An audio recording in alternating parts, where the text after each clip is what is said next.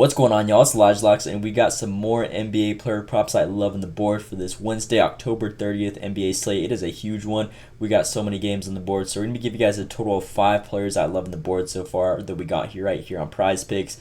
But before we get into that, make sure to drop a like and subscribe with those post notifications turned on if you guys are new here. I'll be uploading every single day as consistent as possible from here on out to the end of the NBA season, and we still got college football and NFL in session right now. So again, we're going to be uploading a lot of videos and just football on the weekends. Throughout the week, we'll give you guys NBA picks. And then we also got college basketball right around the corner. College basketball is honestly one of my favorite to bet on, way more than NFL, football, and even NBA. I just feel like the college players are a lot more consistent. They have like a lot more set roles, and they just really have more drive sometimes than these NBA guys. So we're going to be rolling those ones out to you guys. So again, if you guys want to stay tuned with the channel and the content whenever all these picks are dropping, again, make sure to post notifications on down below to get notified right whenever the video drops, and just get the best value and breakdowns right whenever I drop them and find them for you guys. But with that being said, we're going to go to hop right to the players. But before that, we got a little recap on yesterday's video. So he gave you guys Daniel Theus. He covered his line easily. That one smacked, I believe, like within the first couple minutes of the third quarter. So that one was a nice little hit right there. And then this other play that we gave you guys Tracy Jackson Davis over his, it was 19.5 PRA. Now this line was weird. I'm not sure what was going on with the Warriors and his minutes, but this dude literally played 6 minutes in the first quarter, sat the whole second quarter. I thought he was like injured or something. I wasn't really watching the game because I was not at home, but I saw he played 6 minutes to even play the whole second quarter, and I was like, what's going on with this dude? Then they played him like 8 minutes in the third, and then sat him the whole fourth quarter until like the last minute left. So I'm like, what's going on with this? Not really sure. They literally had Wiggins and Curry out, so I thought his minutes were going to really be up, especially for him being the starting center. Literally, like, majority of the bench players got more minutes than him, like, by a lot. Kyle Anderson had 20 minutes. I don't even know who this dude is. Waters, the third, had 31 minutes. Looney, 20 minutes, and then Kuminga 28 minutes. So literally all these guys had crazy minutes, and then the starting center had least than all 5 of these dudes coming off the bench. So I'm not sure what was going on right there. Didn't watch the game though, but just kind of unfortunate, especially with Wiggins and Curry. I feel like the starting center would have a lot more minutes going into consideration. They're gonna need more players, but again, I guess Steve Kerr just has a different way of coaching or something. I don't know. Can't really complain about though. Just kind of unfortunate right there for us. But enough yapping on that play. Got to move on from the past. With that being said, we're going to go and hop right into the players that we got in today's video. So the first player, as you guys can see, we got a huge slate. It just goes all the way down. So many teams, so many games. But with the first players, we actually give you guys 3 players from this Lakers and Cavs game. I really like this game. It's a pretty well even matchup. If we go to them, the spread's only supposed to be 5, over and unders 223.5 points in total scored. So again, Lakers been on the roll. So have the Cavs. They've been looking solid this season. So this one should be a nice competitive matchup. With the first pick, we're actually be looking at a first half play.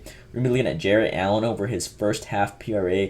Now, I typically don't give you guys players like this, but if we look at his last 20 games, like, you can't just deny this type of green. 16 out of 20, 80% in 20 games. Now, majority of these games are last season, but even so far this season, he's gone 4 out of 4 every single time, and it hasn't really been close. Now, each game, the closest he's been is 16, but literally all the other games, 19, 18, 17. So that's the insane value, especially for this line only being at 14. He scores a lot of the points in the first half alone.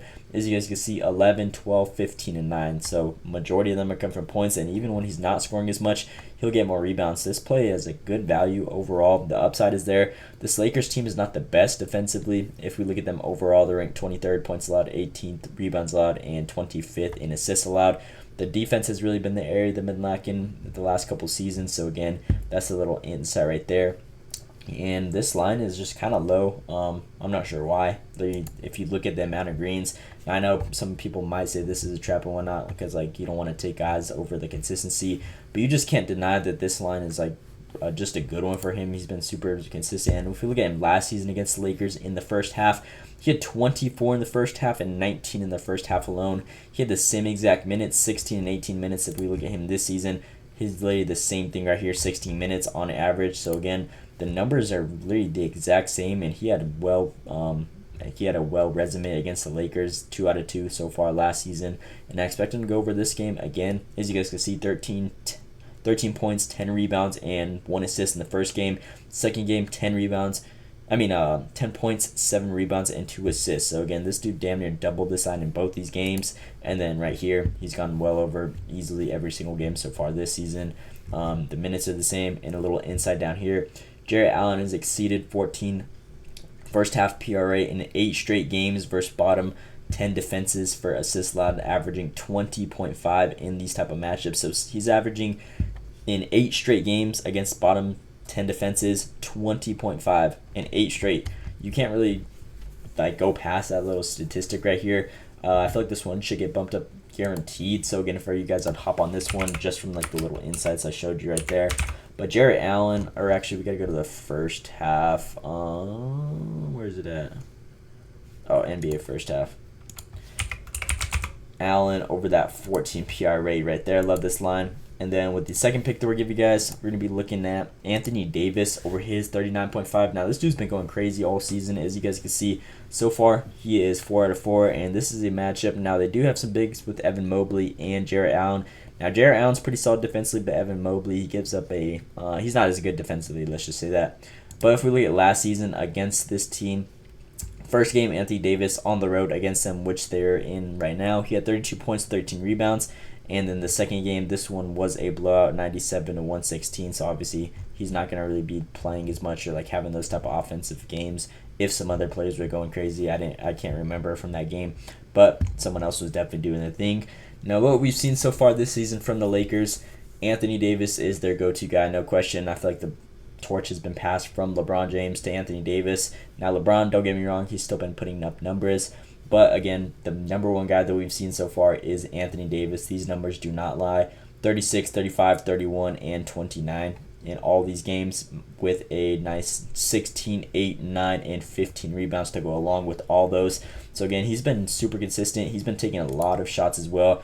23, 18, 15, and 24. And mind you, most of these shots are down below in the paint, mid-ranges, and whatnot. So again, these are all high percentage shots. If he takes around 20, I can guarantee that this line's max. He's been having so many rebound chances, 26, 20, and 19, which is insane.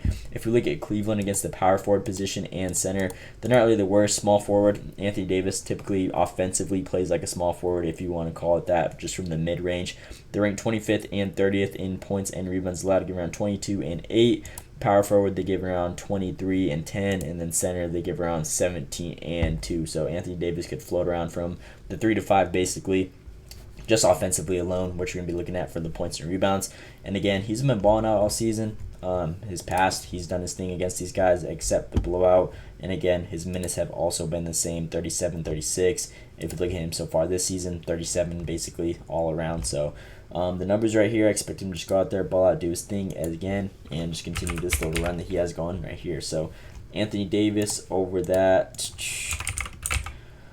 39.5 points and rebounds right there. So those are my first two players. With the third player that we give you guys on today's video, we're actually going to be looking at a turnover play. I haven't gave one of these in a while. I typically don't do them, but I feel like DAngelo Russell so far this season, he's been handling the rock a lot more. So again, he's been getting a decent amount of minutes as well, 34, 29, 32, 33. Now this matchup against Cleveland, they have some solid guard defenders like Garland and Donovan Mitchell. So again, those guys are just scrappy.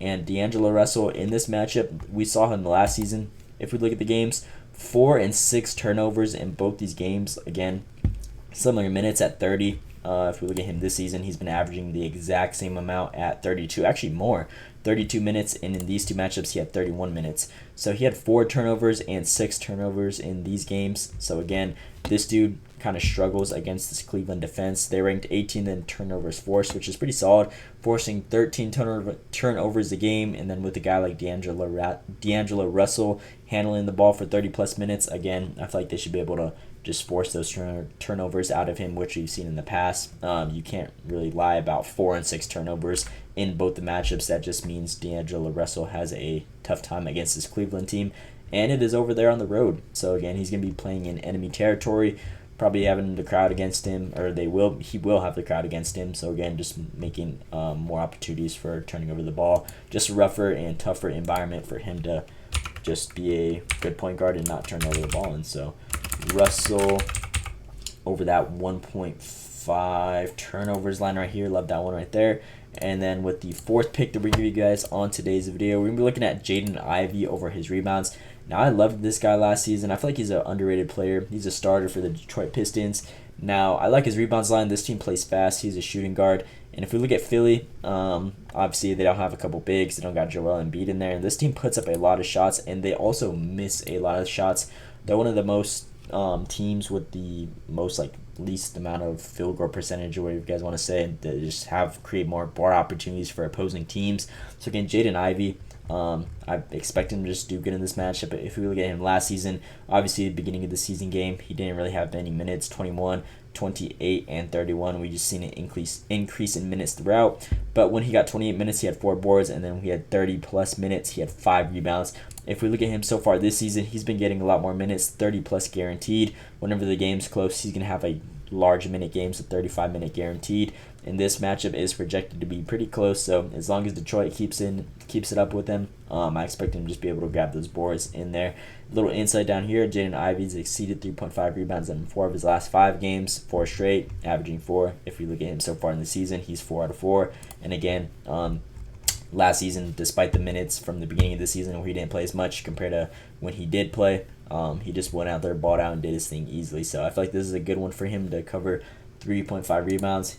He goes out there and grabs rebounds as well. If we look at him so far in the season alone with the rebound chances, he's seen a lot for his line only being at where he needs to cover 4, 9, 8, 13, and 8. That's pretty good value. Again, that's over double his line. So again, if he's seeing more than double his rebound chances, it's just a great opportunity to take it over anyway. So in the 2 games he did cover, he saw 8 and 8, and then now this season he's been seeing more. So again, just a higher ceiling overall. Jaden Ivey over those rebounds, 3.5, and looks like they took it off Prize Picks. Oh no, it's right here. My bad, I didn't see that first. So that is our 4th pick that we give you guys, and then with the last pick in today's video, we're actually be rocking with Jason Tatum over his points, rebounds, and assists line at 40.5. Now this dude's been balling out all season. Obviously against Milwaukee, he had a tough game. Didn't really do much. But if we look at him so far in the season, he's been taking a lot of shots. If we look at his field goals, 18 attempted, 20 attempted, 26, and 16. Obviously, this was the least amount he took, and shot poorly at 38%. But I feel like he should have a bounce back game against the Pacers. Now, this is a team that this dude just always goes off against. If we look at his head-to-heads against the Indiana Pacers, so far from the last 2 seasons alone, he's 7 out of 8, 88% covering this line. Now, this line, or actually it was in the playoffs. It was the playoffs last season, and then just the regular season. The whole regular season, he cashed out easily. 46 PRA, 50 PRA, 57 PRA, and 44 PRA. And then these ones were the playoffs, obviously, where he killed them as well. But the regular season, all of them were pretty good matchups besides this first one where they blew them out by 55 or 50. This game was close within 10. This game was within 15. This game was within 5. This game was within 5. This game was within 5, and then the most recent one was within 5. So again, Indiana's been pretty competitive, even though the Boston Celtics are by far kind of the most talented team on the Eastern Conference. Again, this Indiana team just tends to give them a run for their money, especially with Tyrese Halliburton being healthy in there. Again, Jason Tatum, this is just a matchup where he thrives in. If we look at Indiana defense against the small forward position, they're super vulnerable, being ranked 28th in points allowed to opposing small forwards, which Jason Tatum plays, giving around 23 a game. Ranked 21st in rebounds allowed, give around 8 a game, and 14th in assists allowed, give around 4 a game. So these little statistics defensively do not lie. This dude is 7 out of 8 in the last season. In the 8 games they played, 88%. That's insane. And they haven't really been close. None of them have tailed at all. And a little insight down below, Jason Tatum has exceeded 41.5 points, rebounds, and assists in 7 of his last 8 games on the road. So again, even though it's in enemy territory, he still thrives in those type of games and just goes out there on the road and does his thing regardless, averaging 44 in those 8 games. So again, nice little insight. This overall ceiling is super high in this play. The head-to-heads don't lie. This season hasn't lied, and he's been getting his shots up and getting his buckets. So Tatum over that PRA line at 41.5. So these are my 5 players I'm giving you guys on today's video. We got Jarrett Allen, first half 14 PRA line over. Anthony Davis, 39.5 points and rebounds over. DAngelo Russell over 1.5 turnovers, Jaden Ivey over 3.5 rebounds, and then Jason Tatum over that 41.5 PRA line right there. So these are my 5 players I'm giving you guys for this Wednesday, October 30th NBA slate. It is a huge one. Again, not every game is up though, but either way, I still like these picks regardless. But with that being said, that is pretty much all I got for you guys in today's video. Again, please drop a like and subscribe with this post notice turned on. It literally takes a second. And that is all I got for you guys in today's video. Let me know what you guys think down in the comments below. Hope you guys enjoyed. Thanks for watching, and let's see you today.